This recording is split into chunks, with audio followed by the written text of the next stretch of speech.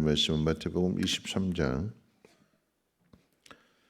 13절 말씀부터 28절까지 보시겠습니다. 마태복음 23장 13절로 28절까지 한 절씩 교독으로 읽겠습니다. 화 있을진저 외식하는 서기관들과 바리새인들이여, 너희는 천국 문을 사람들 앞에서 닫고 너희도 들어가지 않고 들어가려 하는 자도 들어가지 못하게 하는도다. 화 있을진저 외식하는 서기관들과 바리새인들이여, 너희는 교인 한 사람을 얻기 위하여 바다와 육지를 두루 다니다가 생기면 너희보다 배나 더 지옥 자식이 되게 하는도다. 화 있을진저 눈먼 인도자여, 너희가 말하되 누구든지 성전으로 맹세하면 아무 일 없거니와 성전의 금으로 맹세하면 지킬지라 하는도다. 어리석은 맹인들이여, 어느 것이 크냐? 그 금이냐? 그 금을 거룩하게 하는 성전이냐? 너희가 또 이르되 누구든지 제단으로 맹세하면 아무 일 없거니와 그 위에 있는 예물로 맹세하면 지킬지라 하는도다. 맹인들이여, 어느 것이 크냐? 그 예물이냐? 그 예물을 거룩하게 하는 제단이냐? 그러므로 제단으로 맹세하는 자는 제단과 그 위에 있는 모든 것으로 맹세하며 또 성전으로 맹세하는 자는 성전과 그 안에 계신 이로 맹세하며, 또 하늘로 맹세하는 자는 하나님의 보좌와 그 위에 앉으신 이로 맹세함이니라. 하 있을진저 외식하는 서기관들과 바리새인들이여, 너희가 박하와 회향과 근체의 11조는 들이되 율법에 더 중한 바 정의와 긍휼과 믿음은 버렸도다. 그러나 이것도 행하고 저것도 버리지 말아야 할지니라. 맹인된 인도자여, 하루살이는 걸러내고 낙타는 삼키는도다. 가 있을진저 외식하는 서기관들과 바리새인들이여, 잔과 대접의 겉은 깨끗이 하되 그 안에는 탐욕과 방탕으로 가득하게 하는도다. 눈먼 바리새인이여, 너는 먼저 안을 깨끗이 하라. 그리하면 곧도 깨끗하리라. 가 있을진저 외식하는 서기관들과 바리새인들이여, 회칠한 무덤 같으니 겉으로는 아름답게 보이나 그 안에는 죽은 사람의 뼈와 모든 더러운 것이 가득하도다. 이와 같이 너희도 겉으로는 사람에게 옳게 보이되 안으로는 외식과 불법이 가득하도다. 아멘. 오늘 말씀은 이제 어제 말씀에서 계속해서 이어지는 말씀인데요. 이제 구체적으로 바리새인들과 서기관들의 죄에 대해서 예수님께서 이제 지적하시는데, 화 있을진저라고 하는 표현을 통해서 맹인된 인도자들이 받게 될 그 화에 대해서 말씀하십니다. 오늘 이제 그 가운데 7가지 중에서 6가지를 먼저 한번 살펴보려고 합니다. 첫 번째 화는 무엇이냐면, 천국 문을 사람들 앞에서 닫고 자신도 못 들어가게 하고 뿐만 아니라 들어가려고 하는 사람까지도 막는, 못 들어가게 하는 것이 화라고 말씀하십니다. 천국 문을 닫았다라고 하는 것은 다른 길로 인도하는 것인데, 결국에는 인도하는 사람도 망하고 또 인도함을 받는 사람도 망합니다. 그냥 쉽게 생각하면 바리새인들과 서기관들의 외식인데, 이 외식하는 일들로 인해서 앞을 보지 못해서 일어나는 일이기도 하지만, 여러분, 사람의 죄라고 하는 것은 자기도 못 들어가고 남들은 못 들어가게 하는 거. 다른 표현으로 얘기할 때 우리 안에서 나오는 죄를 한번 생각해 본다면 심보가 고약한 거죠. 그러니까 놀부심보가 되는 거예요. 나 못 들어가니까 너도 못 들어간다 하는 그런 마음들. 그러니까 죄가 계속해서 나오게 될 때, 두 번째로 한 영혼을 얻기 위해서 바다와 육지를 두루 다니는 열심을 내지만 그렇게 얻은 영혼을 멸망의 길로 인도한다. 열심은 내요. 그러니까 바리새인들과 서기관들의 특징은 종교적인 열심을 냅니다. 그래서 한 사람이라도 전도하려고 더 열심을 내지만, 그런데 결국은 그렇게 찾아낸 영혼, 그렇게 전도한 영혼을 스스로 내쫓는 거죠. 앞서 말씀한 대로 천국문 닫아놓고 못 들어가게 하는 거니까 열심히 찾아서 데려왔는데 결국은 자기가 내쫓습니다. 우리도 마찬가지예요.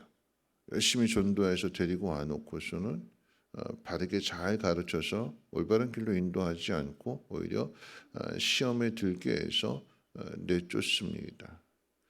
누가 시기하고 누가 질투하는가? 데려온 사람이 시기하고 질투해서 결국은 내쫓는, 잘 되는 것, 사람들이 관심 가져주고 잘해주고 그러는 것에 대해서 왜 나한테는 관심이 없고 이 사람한테만 더 관심을 가질까 하면서 시험 들게 하고 핍박하고 그래서 내쫓게 되는. 세 번째 화에 대해서 이야기할 때 누구든지 성전으로 맹세하면 아무 일 없거니와 성전의 금으로 맹세하면 괜찮다고 가르칩니다. 그러니까 하나님의 이름을 직접 거론하는 것이 그것이 죄악이라고 생각했기 때문에 두려워서 하나님의 이름으로는 맹세하지 못하고 대신 하나님과 비슷한 것을 생각해서 그것으로 맹세를 하게 되는 거죠. 그렇게 하는 이유는 맹세는 반드시 지켜야 되는 것인데 그 지키지 못한 것에 대해서 죄를 묻게 될 때에 빠져나갈 구멍을 미리 만들어 놓는 것이고 하나님의 법을 지키는 신앙생활을 하면서 결코 손해보지 않겠다라고 하는 것입니다. 자, 네 번째로 화가 무엇이냐? 박하와 향채와 채소의 11조의 규정은 철저하게 지키는데 정의와 긍휼과 믿음은 지키지 않는다고 말씀하십니다. 그래서 이것에 대한 표현의 비유로 표현하는 것이 하루살이는 걸러내는데 낙타는 집어삼킨다. 즉 작은 것은 지키지만 큰 것은 지키지 않는다. 왜 지키지 않을까요? 큰 것을 지키려면 거기에는 희생이 따르기 때문에. 앞에 있는 맹세할 때에 하나님의 이름으로 하지 않고 하나님의 비슷한 이름으로 하나님을 연상케 하는 하나님께 가까운 것을 맹세해서 그것은 하나님에게 직접 한 것이 아니니까 맹세한 것을 지키지 않은 것에 대해서 책임을 지려고 하지 않는 것과 같은 의미가 되는 것입니다. 정말 중요한 것들은 놓치게 되고 사소한 것들에 목숨을 걸게 되는 모습. 예수님은 11조는 하지만 정의와 긍휼을 나타내는 믿음을 나타내는 일에서 게을리하는 이 바리새인과 서기관들을 향해서 이렇게 말씀하십니다. 이것도 행하고 저것도 버리지 말라. 그러니까 요즘 많은 사람들이 11조 해야 되느냐 안 해야 되느냐 하는 것 가지고 고민하는데 성경은 분명하게 예수 말씀하시잖아요. 이것도 하고 저것도 버리지 말라. 두 가지 다 해야 된다. 왜요? 11조를 드렸을 때 그 11조를 통해서 교회가 믿음과 긍휼과 하나님의 사랑을 드러내는 그 일에 힘써야 되기 때문에 그러합니다. 자, 다섯 번째로 화에 대해서 이야기할 때 잔과 대접의 겉은 깨끗하게 하지만 속은 더럽습니다. 속은 닦지 않는다라고 하는 거죠. 그 속이 탐욕과 방탕으로 가득합니다. 여러분 이 순서를 잘 지켜야 되는 거죠. 안이 깨끗해져야 겉도 깨끗해지는 것입니다. 근데 우리는 늘 겉에만 신경을 쓰게 되는 거죠. 자, 여섯 번째로 회칠한 무덤과 같이 겉은 아름답게 보이나 그 안에는 죽은 사람의 뼈와 더러운 것이 가득하다. 겉으로는 사람에게 옳게 보이려고 힘쓰지만 그 안에는 외식과 불법이 가득하다라고 하는 것입니다. 자, 여러분 이것은 바리새인과 서기관들에 대한 죄를 예수님께서 지적하시는 거죠. 지도자에 대한 그 죄를 하나님께서 말씀하시는 것입니다. 자, 외식과 위선으로 지도자가 그 속에 가득 차 있다면 그 공동체에 미치는 피해는 심각할 것입니다. 이 외식과 위선의 핵심은 가르치는 말씀대로 살지 않는다 하는 그런 데 있습니다. 말씀대로 살지 않으면서도 그 자리에 계속 있는 이유는 있을 수 있는 이유는 그러니까 빠져나갈 구멍을 다 만들어 놓기 때문입니다. 겉은 경건해 보이고 거룩해 보이는데 말씀대로 사는 것처럼 보이는데 그런데 그 속 사람이 그 것과 다르다라고 하면 진실하지 않고 외식으로 위선으로 가득 차 있다라고 하면 여러분 이것은 사기치는 사람들의 특징이기도 하잖아요. 겉으로는 되게 친절하고 되게 자상하고 간이라도 다 빼줄 것처럼 하는데 속은 오히려 이용하고 사람들에게 피해를 주고 사기꾼들의 가장 특징이 외식과 위선일 것입니다. 이런 말씀대로 사는 것보다도 자리가 더 우선이라고 생각하게 된다면 여기서부터 이제 외식이 출발하게 되는 것입니다. 하나님을 두려워하지 않고 사람을 더 두려워합니다. 내 안에 외식이 있는가 위선이 있는가 이것을 점검해 보려면 난 누구를 더 두려워하고 있는가. 하나님 말씀을 들었을 때에 사람들을 의식하고 사람들을 더 두려워하는가 아니면 하나님을 의식하고 하나님을 더 두려워하는가를 살펴보아야 될 것입니다. 자리를 더 중요하게 여기는 사람들의 또 하나의 특징은 자기를 과시하면서 대접받으려고 합니다. 그 중심에는 탐욕이 들어 있습니다. 자, 이들이 예수님을 계속해서 쫓아다니면서 꼬투리를 잡고 질문을 하고 그래서 뭔가 걸려 넘어지게끔 만들고 모함하려고 하는 그 이유가 어디에 있는가? 여러분 그 속에도 결국은 탐심이 있는 거예요. 탐심을 가지고 자기 욕심을 가지고 시기하게 되고 질투하게 되는 그러니까 자기를 더 잘되게 해야 되는데 돋보이게 해야 되는데 갑자기 예수님이 확 뜨게 되니까 그 예수님을 걸려 넘어지게 해서 자기 자리를 확보하려고 하는 그 욕심으로부터 시기하는 마음과 질투하는 마음이 나온다라고 하는 것입니다. 겉은 거룩해 보이는데 속은 썩은 모습에 빗대어서 예수님은 회칠한 무덤이라고 말씀하셨습니다. 무덤은 아무리 꾸며도 무덤입니다. 무덤을 갖다가 비석을 세우고 조경을 멋지게 하고 좋은 곳에다가 전망 좋은 곳에다가 그렇게 예쁘게 꾸민다 할지라도 무덤은 무덤입니다. 그 무덤 속에는 죽은 뼈가 가득하고요. 시신이 그곳에 묻혀 있게 될 때에 온갖 벌레들이 그 관 속으로 들어가서 다 갉아먹고 결국은 뼈만 남게 되고 그 주변에는 더러운 곤충들이나 짐승들이 머물게 됩니다. 아무리 꾸며도 무덤은 무덤입니다. 오늘 우리들의 모습을 한번 잘 살펴봐야 되는 거예요. 특별히 지도자들, 목회자들도 마찬가지입니다. 그 누구도 방심할 수 없는 거죠. 여러분 한국의 유명한 목사님들 그 끝이 좋지 않은 모습들을 보이게 될 때에 목사님들만의 이야기가 아닙니다. 사람들 누구나 다 똑같은 거죠. 다윗도 그렇잖아요. 다윗이 그런 죄를 저지르려고는 아무도 생각하지도 못했습니다. 그런데 그 속에 있는 죄가 얼마나 치밀한지, 얼마나 교묘한지, 얼마나 악한지 우리는 다 똑같습니다. 목회자나 성도나 다윗이나 또 아니면 바리새인이나 서기관이나 다 똑같아요. 죄는 다 똑같습니다. 그러니까 어떻게 해야 될까요? 부지런히 자기 자신을 살펴야 되는 것이고 그렇기 때문에 우리가 하나님 말씀을 들어야 되는 것이고 읽어야 되는 것이고 그 말씀이 나에게 무엇을 가르치고 있는가 그 말씀에 합한 삶을 살아가야 되는 것입니다. 사람들을 의식하는 것보다도 오늘 이 자리가 그저 내 문제만을 위한 자리요.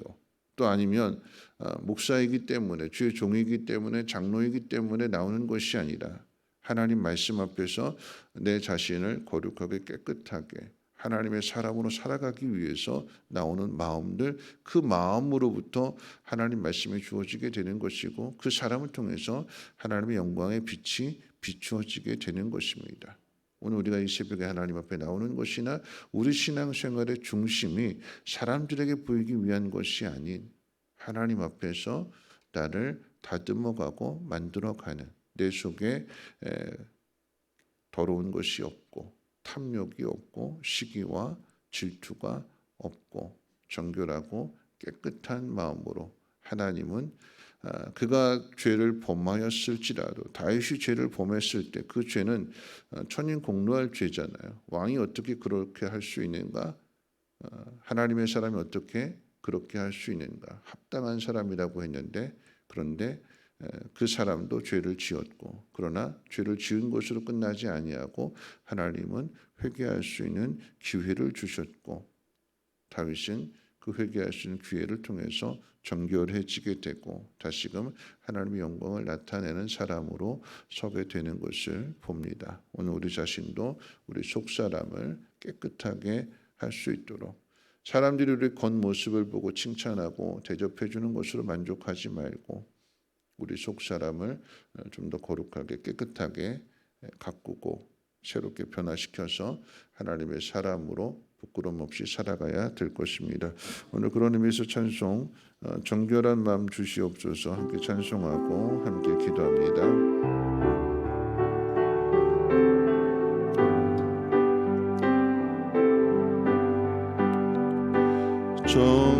정결한 마음 주시옵소서 오 주님 정직한 영을 새롭게 하소서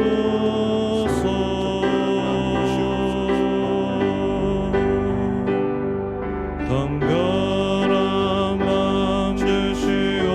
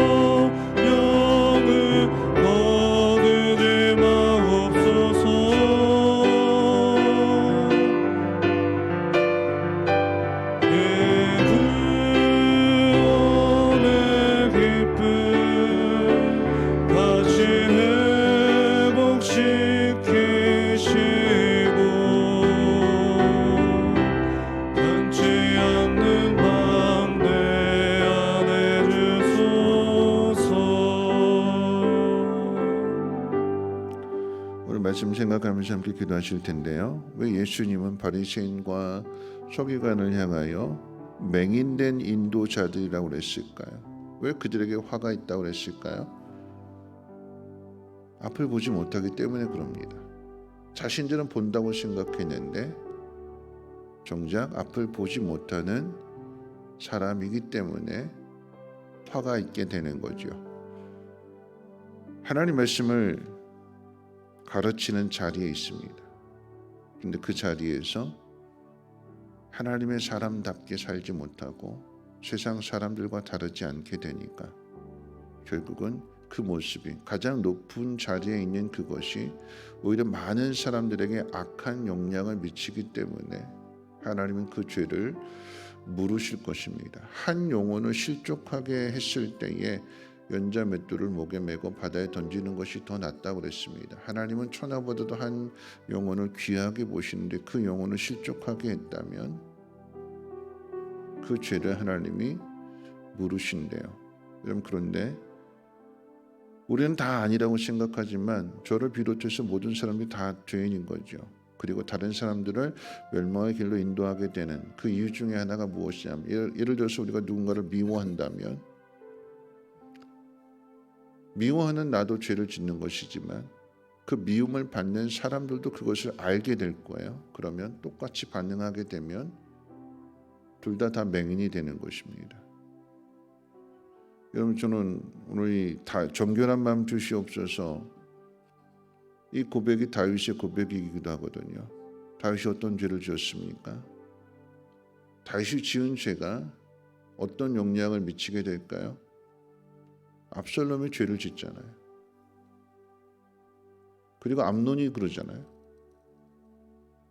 암논은 다윗을 닮아서 자기 이복 동생을 성폭행하게 되는 성적인 범죄를 저지르게 되고, 압살롬은 그 암논을 죽이는, 마치 다윗이 우리아를 죽인 것처럼 내가 하는 행동이 누군가에게 이런 영향을 미칠 수 있다라고 하는 것이고, 심지어는 자식들에게까지도 영향을 미쳐서 그 자식을 멸망의 길로 인도할 수 있다라고 하는 것을 우리는 분명하게 기억해야 될 것입니다. 목회자들이, 지도자들이 바로 서 있지 않는다라고 하면 교회는 무너지게 되는 것이고, 세상으로 성도들이 나가게 되는 것이고, 시험 들게 되는 것이고, 세상은 그것을 보고 조롱하게 되는 것이고, 하나님, 내가 하나님 말씀을 맡은 사람으로서, 하나님 영광을 나타내야 될 사람으로서 하나님 정결하게 해 주시고 거룩하게 해 주시고, 많은 사람들을 하나님 앞으로 인도할 수 있는 믿음의 삶을 살아가게 하옵시고, 살아가는 우리 자녀들이 눈먼 소경이 아니라 앞을 잘 분별해서 지혜롭게 복 있는 길로, 화의 길이 아닌 복 있는 길로 가게 해달라고 함께 통성으로 하나님 앞에 기도합니다. 거룩하신 하나님, 오늘 하나님 말씀을 듣습니다.